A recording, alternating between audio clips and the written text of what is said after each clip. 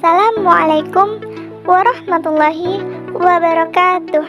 Perkenalkan, nama saya Farhatu Zahra Adahani dengan NIM 0811193328 dari kelas IKM 9 semester 3 Fakultas Kesehatan Masyarakat Universitas Islam Negeri Sumatera Utara. Di sini saya akan membahas tentang diabetes mellitus. Latar belakang diabetes mellitus.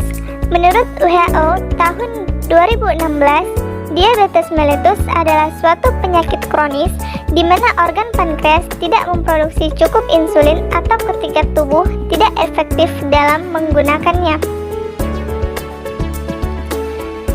Diabetes mellitus merupakan penyakit metabolik yang berlangsung lama atau kronis yang ditandai dengan peningkatan kadar gula darah sebagai akibat dari kelainan insulin, aktivitas insulin ataupun sekresi insulin yang dapat menimbulkan berbagai masalah serius dan prevalensi dari penyakit diabetes mellitus ini berkembang sangat cepat.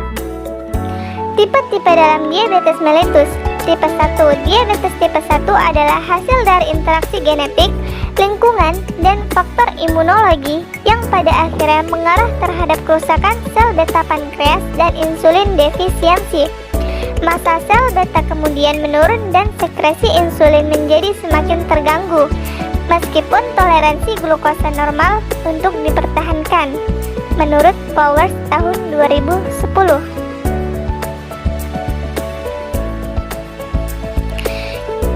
Diabetes mellitus tipe 1 terjadi karena ketidakmampuan untuk menghasilkan insulin karena sel-sel pankreas telah dihancurkan oleh proses autoimun. Glukosa yang berasal dari makanan tidak dapat disimpan dalam hati meskipun tetap dalam darah dan menimbulkan hiperglikemia postprandial atau sesudah makan. Jika konsentrasi glukosa darah cukup tinggi, ginjal tidak dapat menyerap kembali semua glukosa yang tersaring keluar. Akibatnya, glukosa tersebut diekskresikan dalam urin atau glukosaria. Pada tipe 2. Pada diabetes tipe 2 terdapat dua masalah utama yang berhubungan dengan insulin, yaitu resistensi insulin dan gangguan sekresi insulin. Normalnya, insulin akan terkait dengan reseptor khusus pada permukaan sel. Sebagai akibat terikatnya insulin dengan reseptor tersebut, terjadi suatu rangkaian reaksi dalam metabolisme glukosa di dalam sel. Resistensi insulin pada diabetes tipe 2 disertai dengan penurunan reaksi intrasel. Dengan demikian, insulin menjadi tidak efektif untuk menstimulasi pengambilan glukosa oleh jaringan. Untuk mengatasi resistensi insulin dan mencegah terbentuknya glukosa dalam darah, harus terdapat peningkatan insulin yang disekresikan.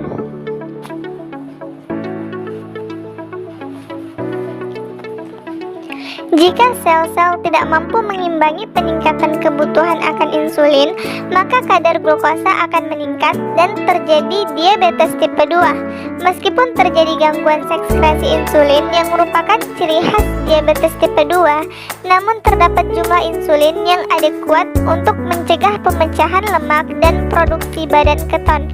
Oleh karena itu, ketoasidosis diabetik tidak terjadi pada diabetes tipe 2. Akibat intoleransi glukosa yang berlangsung lambat dan progresif, maka awitan diabetes tipe 2 dapat berjalan tanpa terdeteksi. Gejalanya sering bersifat ringan dan dapat mencakup kelelahan, iritabilitas, poliuria, pilipdisia, luka pada kulit yang tidak sembuh-sembuh, infeksi, dan pandangan yang kabur, menurut Smeltzer dan Baer tahun 2008. Perbedaan diabetes tipe 1 dan tipe 2 dari segi gejala. Diabetes tipe 1 dan tipe 2 sebenarnya memiliki gejala yang sama. Berikut ini adalah gejala yang dapat dialami oleh penderita diabetes tipe 1 dan tipe 2 akibat tingginya kadar gula darah dalam tubuh mereka. Mudah haus, mudah lapar, sering buang air kecil, berat badan turun, mudah lelah, pandangan kabur, dan luka membutuhkan waktu lebih lama untuk sembuh. Diagnosis. Berbagai keluhan dapat ditemukan pada penyandang diabetes. Kecurigaan adanya DM perlu dipikirkan apabila terdapat keluhan klasik diabetes mellitus seperti di bawah ini. Keluhan klasik diabetes mellitus berupa poliuria, polidipsia, polifagia, dan penurunan berat badan yang tidak dapat dijelaskan sebabnya. Keluhan lain dapat berupa lemah badan, kesemutan, gatal, mata kabur, dan disfungsi ereksi pada pria serta pruritus vulvae pada wanita. Penyebab yang mendasari diabetes mellitus yang pertama ada genetik. Kondisi diabetes yang diakibatkan karena genetik biasanya disertai oleh autoimun lainnya, contohnya pada IPEX syndrome. Penelitian awal lainnya menunjukkan bahwa HLA pada kromosom tertentu akan mempengaruhi produksi protein glutamae dekarboksilase yang bertugas pada sistem kekebalan tubuh, sehingga sel sistem imun akan menghasilkan sel beta yang terdapat pada pankreas. Yang kedua, faktor lingkungan. Faktor lingkungan yang sering dikaitkan dengan diabetes tipe 1 adalah paparan terhadap beberapa virus, contoh Coxsackie virus dan rotavirus. Tak hanya itu, diduga bakteri juga dapat menjadi salah satu penyebab diabetes tipe 1 ini. Salah satunya adalah Mycobacterium avium yang merupakan subspesies Parutuberculosis.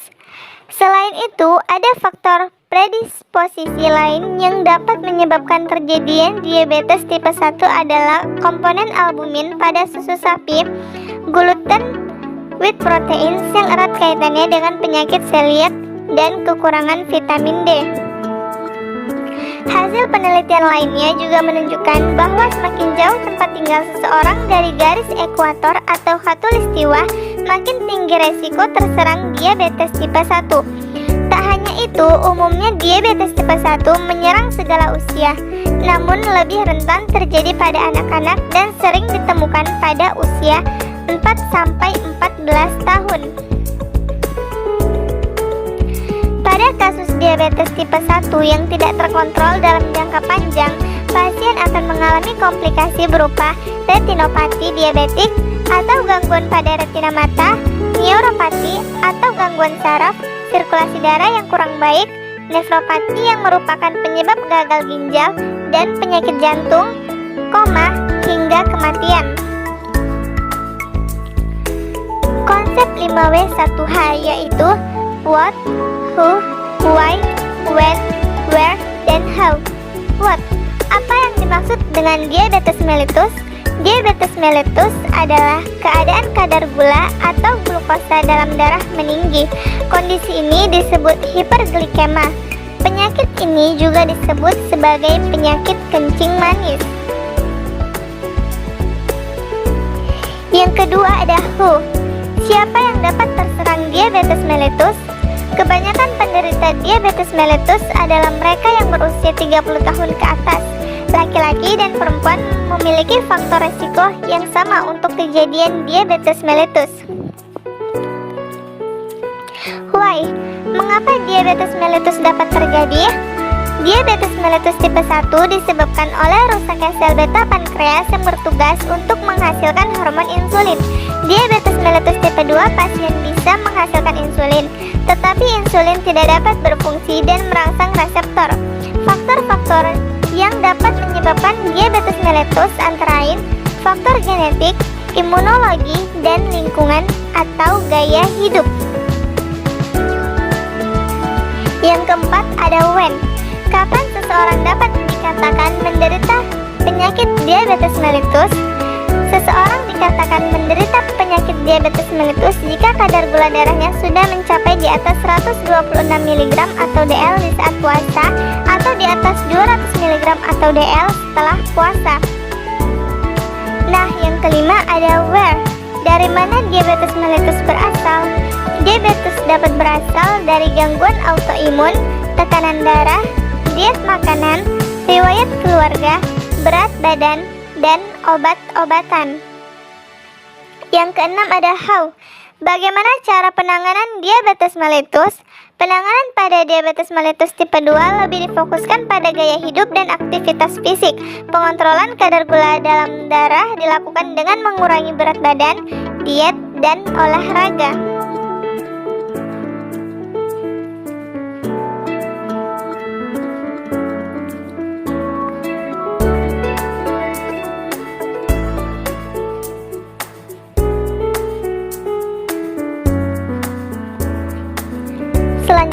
kita akan membahas tentang mitos dan fakta diabetes mellitus. Terdapat dua jenis diabetes, yaitu diabetes basah dan diabetes kering. Faktanya, tidak ada istilah diabetes basah dan diabetes kering. Mitos tentang diabetes ini salah dan tidak mencerminkan keadaan sakit diabetes yang sesungguhnya. Namun, memang terdapat beberapa jenis diabetes, yaitu diabetes mellitus tipe 1, diabetes mellitus tipe 2, diabetes kehamilan, dan diabetes tipe lain. Apakah kebanyakan minum obat diabetes bisa menderita sakit ginjal?